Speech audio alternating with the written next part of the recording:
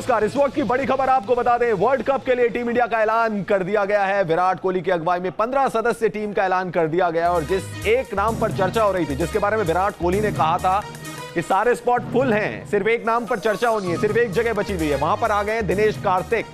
Team में अंबाती रायडू के लिए जगह नहीं है, टीम में ऋषभ पंत के लिए जगह नहीं है। टीम में अगर किसी खिलाड़ी ने अपना स्पॉट बनाया है तो वो है दिनेश कार्तिक। तो भारतीय टीम का ऐलान हो गया है। विजय शंकर को भी टीम में जगह मिली है दूसरे ऑलराउंडर के तौर पर। हालांकि कह सकते हैं कि वो तीसरे ऑलराउंडर होंगे क्योंकि रविंद्र जडेजा और हार्दिक पांड्या भी हैं टीम में। टीम हम आपको दिखा रहे हैं। विराट कोहली कप्तान होंगे, रोहित शर्मा, महेंद्र सिंह धोनी, उनका शायद ये आखिरी वर्ल्ड कप हो सकता है। शिखर धवन है, केदार जाधव, हार्दिक पांड्या। वर्ल्ड कप की टीम हम आपको दिखा रहे हैं। यही 15 खिलाड़ी भारत की अगुवाई करने जा रहे हैं। युजवेंद्र चहल, कुलदीप यादव के तौर पर 2 स्पिनर्स टीम में शामिल किए गए। जडेजा भी हैं, जसप्रीत बुमराह, भुवनेश्वर कुमार, मोहम्मद शमी। तो 3 तेज गेंदबाज, साथ में 2 जो बॉलिंग ऑलराउंडर के तौर पर हैं, मीडियम पेस ऑलराउंडर, यानी कि हार्दिक पांड्या, विजय शंकर। इसके अलावा लोकेश राहुल, दिनेश कार्तिक, रविंद्र जडेजा। ये हैं भारत के 15 वीर। जी हां, 15 खिलाड़ियों का चयन कर लिया गया है वर्ल्ड कप के लिए।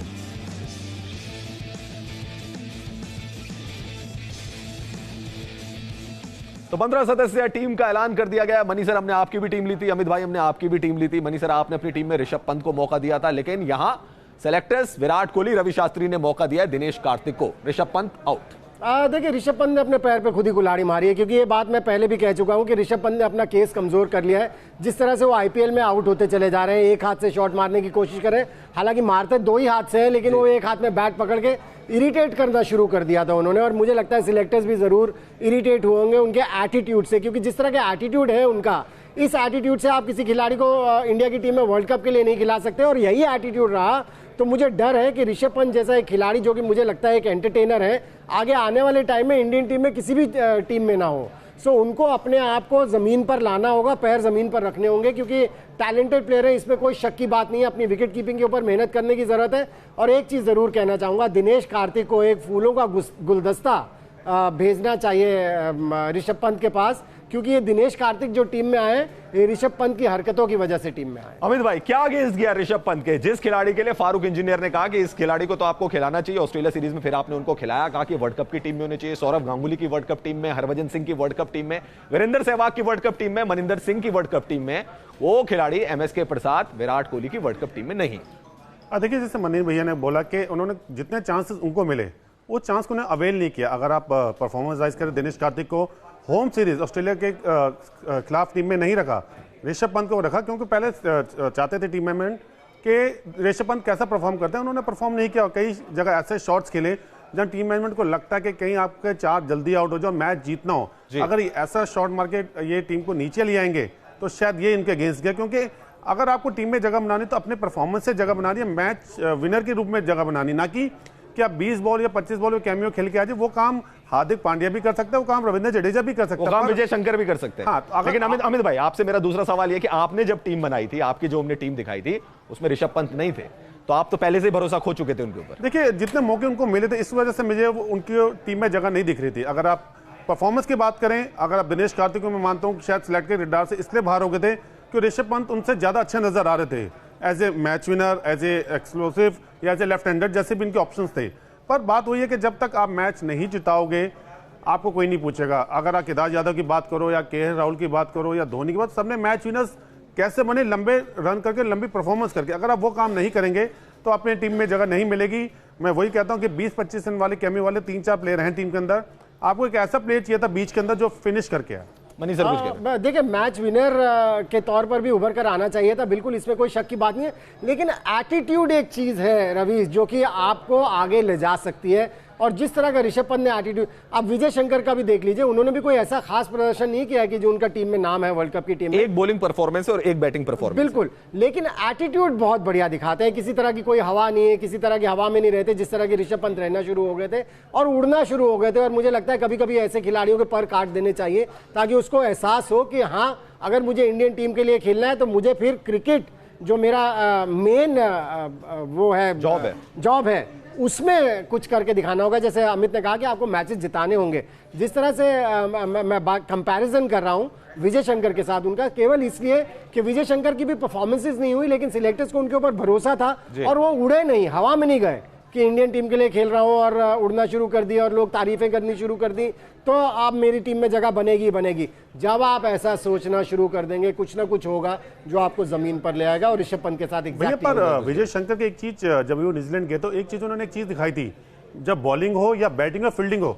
उनकी कमिटमेंट सेम थी जैसे प्लेयर की होनी चाहिए। तो ये चीज कई बार ना पैकेज आपको ना एक्स्ट्रा आगे लेके जाता, शायद ऐसा नहीं। अच्छा, फायदा ये भी रहा कि उस समय हार्दिक पांड्या भी थोड़ा बाहर चल रहे थे, कंट्रोवर्सी के कारण बाहर चल रहे थे, तो उस चांस को अच्छा ग्रैब किया विजय शंकर ने। और जैसा कि चीफ सेलेक्टर एमएस के प्रसाद ने कहा मनी सर कि बल्लेबाज हैं, गेंदबाजी भी कर सकते हैं, तो आपको इंग्लैंड की कंडीशन में शायद एक विकल्प मिल जाएगा उनके तौर पर। देखें, मुझे उनकी बॉलिंग पर इतना भरोसा नहीं आता है, जैसी भी कंडीशंस दे दें आप, मुझे उनकी बॉलिंग के ऊपर इतना भरोसा नहीं आता है, क्योंकि 120-125 की स्पीड के ऊपर आप किसी को परेशान नहीं कर सकते। हाँ, ये जरूर है कि अगर कॉन्फिडेंस बढ़ता चला जाए, उनकी स्पीड बढ़ जाए, तो उनमें वो बात है, एटीट्यूड बहुत बढ़िया है, जिस तरह की कमिटमेंट वो दिखाते हैं वो बहुत बढ़िया, और बैटिंग भी अच्छी करते हैं। एक्चुअली उनको मैं उनको बैटिंग करते हुए देख रहा था और मुझे लग रहा था ये एक ऐसा खिलाड़ी है जिसके पास काफी टाइम है। सो वो ये बिट्स एंड पीसेस प्लेयर हैं, और ये उस ऑलराउंडर की डेफिनेशन में आते हैं जो आज की डेफिनेशन मैं बता रहा हूं इंडिया में हो गई है कि थोड़ी सी बॉलिंग भी कर लेते हैं, थोड़ी सी बैटिंग भी कर लेते हैं। इसके बाद तो हार्दिक पांड्या, जब आपने स्टेटमेंट दिया उसके बाद तो हार्दिक पांड्या ने काफी इंप्रूव कर लिया ना, बल्लेबाजी थोड़ी इंप्रूव की उन्होंने, अपनी गेंदबाजी में भी स्पीड बढ़ा ली अपनी। नहीं, हार्दिक पांड्या को तो मैं वनडे क्रिकेट का और T20 क्रिकेट का बहुत बढ़िया प्लेयर मानता हूं, टेस्ट मैचेस का नहीं, अभी नहीं, लेकिन T20 क्रिकेट और टेस्ट मैचेस में थोड़ा सा मैं आपको याद दिलाऊं, साउथ अफ्रीका में 93 रन की पारी खेली थी उन्होंने, एक बड़ी जानदार 5 विकेट हॉल भी लिया इंग्लैंड में जाकर। एक सीरीज देखे, एक 5 विकेट हॉल इंग्लैंड में 5 टेस्ट मैचेस में, एक 93 साउथ अफ्रीका में 3 टेस्ट मैचेस में। ये ऑलराउंडर की डेफिनेशन नहीं है, ऑलराउंडर की डेफिनेशन है हर मैच में आप बॉल से और बैट से। ऑलराउंडर की डेफिनेशन है कपिल देव, ऑलराउंडर की डेफिनेशन है मनोज प्रभाकर, हर मैच में आपको या बैट से या बॉल से कुछ करके देते थे, वो है ऑलराउंडर, जो कि आज के टाइम में चेंज हो चुकी है कि थोड़ी सी बॉलिंग कर लेते हैं, थोड़ी सी बैटिंग कर लेते हैं। ऑलराउंडर से आगे बढ़ूंगा, नंबर 4 के स्पॉट पे क्या दिनेश कार्तिक खेलेंगे? क्योंकि आपने ट्राई किया था विजय शंकर को भी, तो आप जब प्लेइंग 11 बनाएंगे दिनेश कार्तिक नंबर 4 खेलेंगे, ये मान के चले हम, क्योंकि उनका सिलेक्शन हुआ है। देखिए, ये डिपेंड करेगा कि कैसा कॉन्फिडेंस आता है कैप्टन को और कोच को, और कितना कॉन्फिडेंस देते हैं दिनेश कार्तिक को भी, क्योंकि दिनेश कार्तिक जब टीम में थे तब भी उनको नंबर 4 पर नहीं खिला रहे थे। हालांकि मेरा प्लेयर, मैं अभी भी कहूंगा नंबर 4 पर महेंद्र सिंह धोनी होना चाहिए, लेकिन अगर कैप्टन और कोच नहीं मानना चाहते इस बात को, तो फिर नंबर 4 पर मुझे लगता है दिनेश कार्तिक इंग्लिश कंडीशंस में बेहतर खिलाड़ी होंगे, क्योंकि अगर आप उनका इंग्लैंड में रिकॉर्ड भी निकाल के देख लीजिए, चैंपियंस ट्रॉफी के दौरान भी जो पहले वार्म अप गेम्स थे उसमें भी उन्होंने 2 सेंचुरी लगाई थी 2013 के, बिल्कुल खूब रन्स बनाए हुए हैं और उनको भाती है वहां की कंडीशंस। तो अब डिपेंड करेगा, केएल राहुल को तो मैं नंबर 4 पर नहीं खिलाऊंगा, उनको मैं एज एन ओपनर ही रखूंगा। और जिस तरह से अमित भी कह रहे हैं और कोच भी कह चुके हैं इंडियन टीम के कि विराट कोहली नंबर 4 पर चले जाएं और नंबर 3 पर केएल राहुल खेले, जिससे कि मैं बिल्कुल सहमत नहीं हूं। वो एक ऐसी स्कीम हो सकती है जिसमें केएल राहुल को आप खिला सकते हैं, लेकिन अगर नंबर 4 पर अगर किसी को खिलाना है अब इस सिचुएशन में, तो वो दिनेश कार्तिक ही हो सकते हैं। लेकिन फिर कैप्टन का कुछ भरोसा नहीं है, कुछ भी कर देते हैं, किसी तरह का भी डिसीजन ले सकते हैं। हो सकता है आपको विजय शंकर खेलते हुए दिखे नंबर 4 के ऊपर। अमित भाई, आपका क्या टेक है? 4 नंबर पर क्या हम ये मान के चलें कि दिनेश कार्तिक अब भारत की अगुवाई करेंगे? जब भारत पहला मुकाबला खेलेगा, दिनेश कार्तिक भारत के नंबर 4 बैट्समैन होंगे, और जो आपने एक्सपेरिमेंट किए थे, जो 9 बल्लेबाज 11 बल्लेबाज इनफैक्ट आपने जो ट्राई किए थे पिछले 1.5-2 सालों में, उसका नतीजा ये निकला है कि दिनेश कार्तिक आपके नंबर 4 बल्लेबाज हैं, और जो रिसेंट सीरीज खेली गई थी ऑस्ट्रेलिया की, उसमें आपने खिलाया नहीं उनको। देखिए, टीम में डिफरेंट ऑप्शन से खेलेगी इस टूर्नामेंट में। मुझको लगता है कि शायद विजय शंकर भी खेले, हार्दिक पांड्या भी खेले, जडेजा भी खेले, ये शायद ना दिनेश कार्तिक को खिलाए ना केएल राहुल को खिलाएं। 4 नंबर पे या विजय शंकर को उतार सकते हैं, धोनी भी खेल सकता है। इससे क्या होगा कि आपके बॉलिंग ऑप्शन बढ़ गए, आप 4 मीडियम पेसर्स से खेलेंगे। 1% आपको अगर हार्दिक पांड्या से बॉल नहीं डलती तो विजय शंकर आपको वाला कोटा बॉलिंग पूरी कर सकता है, बाकी आपका 2 स्पिनर्स होंगे। तो शायद इस कॉम्बिनेशन से खेल सकते हैं कि आपके पास 3 ऑलराउंडर्स होंगे 6, 7, 8 नंबर पे, अब बाकी आप 4 प्योर बॉलर से खेलेंगे। 1983 का वर्ल्ड कप जब इंडियन टीम ने जीता था, उसमें आप देखें कितने ऑलराउंडर्स थे, और भरमार थी ऑलराउंडर्स, बिल्कुल भरमार थी उस समय ऑलराउंडर्स की। और प्रॉब्ली शायद वो देखा होगा 1983 की टीम में किस तरह के ऑलराउंडर्स है और इंग्लिश कंडीशंस में किस तरह से ऑलराउंडर्स हावी हो सकते हैं सामने वाली टीम के ऊपर, और किस तरह से कारगर साबित हो सकते हैं टीम के लिए। हो सकता है कि जैसे मैंने भी कहा, विजय शंकर आप हो सकता है नंबर 4 पर खेलते हुए देखें। अमित को भी ऐसा लग रहा है कि प्रॉब्ली ऐसा हो सकता है। सो ये इस तरह के सरप्राइजेस आपको मिलने वाले हैं। आप अभी नहीं सोच सकते कि दिनेश कार्तिक होंगे या विजय शंकर होंगे, ये डिपेंड करेगा वार्म अप। डिबेट बहुत टाइम से चल रही है ना कि नंबर 4, तो जिस तरीके से दिनेश कार्तिक आए, शायद हो सकता है कि वो नंबर 4 के जहन में लेकर उनका आए। लेकिन मेरा एक सवाल अलग है मनी सर, कोटा सिस्टम बहुत कहते हैं कि आप सिलेक्शन करते हैं तो कोटा सिस्टम बड़ा होता है, क्या ये एक कोटा सिस्टम भी हो सकता है कि आपने दिनेश कार्तिक को एंट्री दे दी, विजय शंकर को एंट्री दे दी, क्योंकि अभी आप पिछली सीरीज तक आप मान के नहीं चल रहे थे? नहीं, देखिए विजय शंकर का जहां तक सवाल है, मुझे लगता है कि इंडिया दिनेश कार्तिक के लिए विजय शंकर का भी आपने नाम लिया था, इंडिया ए के लिए उन्होंने बहुत बढ़िया किया था, और हो सकता है कि राहुल द्रविड़ ने उनके लिए बोला हो कि बहुत बढ़िया प्लेयर है, उनके पास टाइम है एक्स्ट्रा, जो कि मुझे उनकी बैटिंग में लगता है और बॉलिंग में भी कंट्रीब्यूट कर सकते हैं। जहां तक दिनेश कार्तिक का सवाल है, उनको बहुत फूल भेजने चाहिए, एक तो ऋषभ पंत को और एक अंबाती रायडू को भी, क्योंकि रायडू जब डिफिकल्ट टूर्स पे गए, आसान टीमों के अगेंस्ट तो उन्होंने रन्स बना लिए, लेकिन जब डिफिकल्ट टूर्स पे गए उनके बैट से रन्स नहीं निकले, और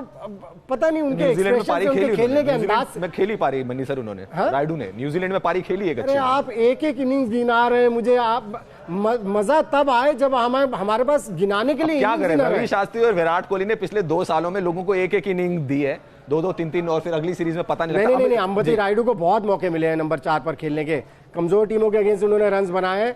इंडियन सब कॉन्टिनेंट में या दुबई वाली पिचेस पर, जो अबू धाबी वाली पिचेस पर उन्होंने रन्स बनाए, लेकिन जब डिफिकल्ट कंडीशंस आई, एक इनिंग्स आप गिना रहे हैं, और 8 वनडे थे वहां पर न्यूजीलैंड और ऑस्ट्रेलिया में, ऐसी नौबत आ गई थी कि उनको ड्रॉप करना पड़ गया था, क्योंकि वो जिस तरह से खेल रहे थे ऐसा लग ही नहीं रहा था रन्स बना सकते हैं। कैसे रन्स बनाएंगे इंडिया में भी ऑस्ट्रेलिया के अगेंस्ट, ऐसा लग ही नहीं रहा था वो रन्स बनाएंगे। सो उन्होंने कॉन्फिडेंस नहीं दिया सिलेक्टर्स को भी, कैप्टन और कोच को भी, जिसकी वजह से दिनेश कार्तिक को टीम में लेना पड़ा। तो इन दोनों को फूलों के गुलदस्ते भिजवाने चाहिए दिनेश कार्तिक। अमित भाई, आपने जो अपनी टीम चुनी थी उसमें अंबाती रायडू को जगह दी थी, और मैं आपको स्टेटमेंट भी याद दिलाऊंगा, विराट कोहली ने क्या कहा था? विराट कोहली ने कहा था, ऑलमोस्ट कन्विंस थे कि हमें नंबर 4 का खिलाड़ी मिल चुका है, और वो नंबर 4 का खिलाड़ी अंबाती रायडू। अब इस दौरान ऐसा क्या हुआ? क्योंकि न्यूजीलैंड सीरीज में आपने खिलाया, उनको ठीक ठाक परफॉर्मेंस उनकी रही, ऑस्ट्रेलिया सीरीज में खेल नहीं पाए तो आपने ड्रॉप कर दिया, जबकि बहुत सारे क्रिकेटर इंक्लूडिंग वीरेंद्र सहवाग, हरभजन सिंह, आप उनके स्टेटमेंट देख लीजिए, उन्होंने कहा कि इस खिलाड़ी को अगर आप इतने सालों से चांस दे रहे थे, इतने सालों से ट्राई कर रहे थे, ये आपकी वर्ल्ड कप टीम में होना चाहिए, लेकिन अभी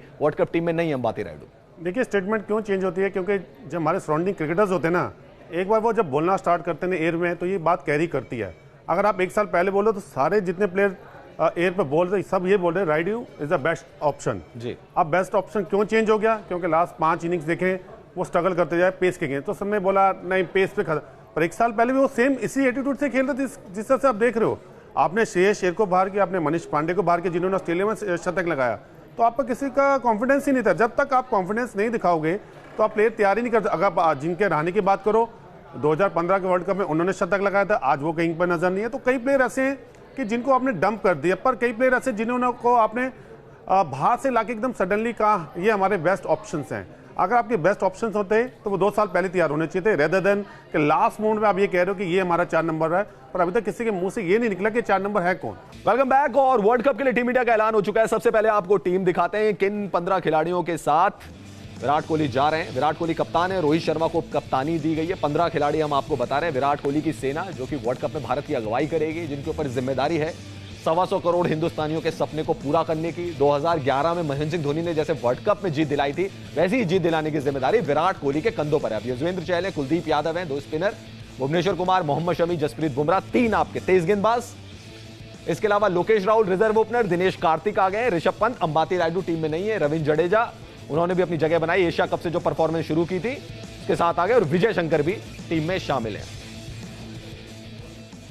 मनी सर, बड़ी सारी बातें हो रही थी। सौरव गांगुली ने कहा नवदीप सैनी को ले जाना चाहिए। अब मैं कंपोजिशन वाइज आपसे टीम पूछता हूं। ये कंपोजिशन अगर मैं देखूं तो आप 3 पेसर लेके गए, ऑस्ट्रेलिया ने भी आज अपनी टीम अनाउंस की, लेकिन वो 5 पेसर्स को अपने साथ लेके जा रहे हैं। आप 3 पेसर, एक हार्दिक पांड्या, एक विजय शंकर, क्या ये कंपोजिशन सही है इंग्लैंड के लिहाज से? मेरा ख्याल से गलत कंपोजिशन है, क्योंकि आप खलील अहमद को खिलाते चले गए, आपने किसी और को ट्राई नहीं किया, और अंत में जब देखा कि अरे ये तो मैच्योर ही नहीं हो रहे, हालांकि बातें बड़ी कर रहे थे, अभी उनकी एक इंटरव्यू भी मैं सुन रहा था, लेकिन उन्होंने कुछ इंप्रेस नहीं किया।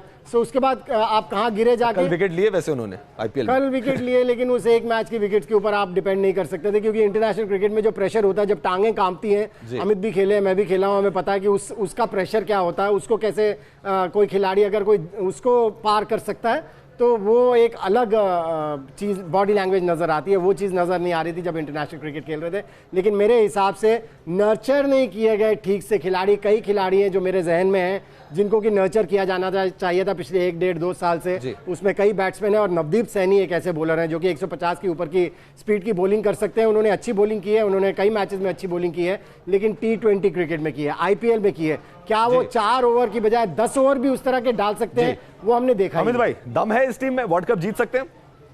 देखिए, टीम हमेशा अच्छी पिक करते हैं सिलेक्टर्स या टीम मैनेजमेंट, जो सोचते हैं बेस्ट पिक होती है, पर आप कैसे खेलते हैं। मैं 2003-7 का वर्ल्ड कप कहूंगा, उससे बढ़िया टीम कहीं नहीं थी इंडिया की।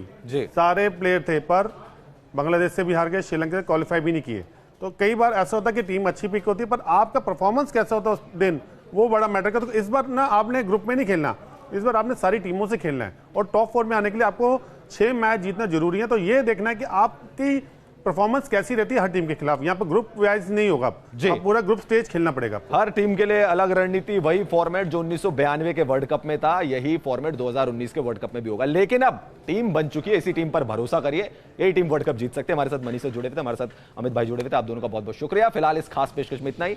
देखते रहिए न्यूज नेशन, क्योंकि खबरों का सिलसिला यहां कभी नहीं थमता।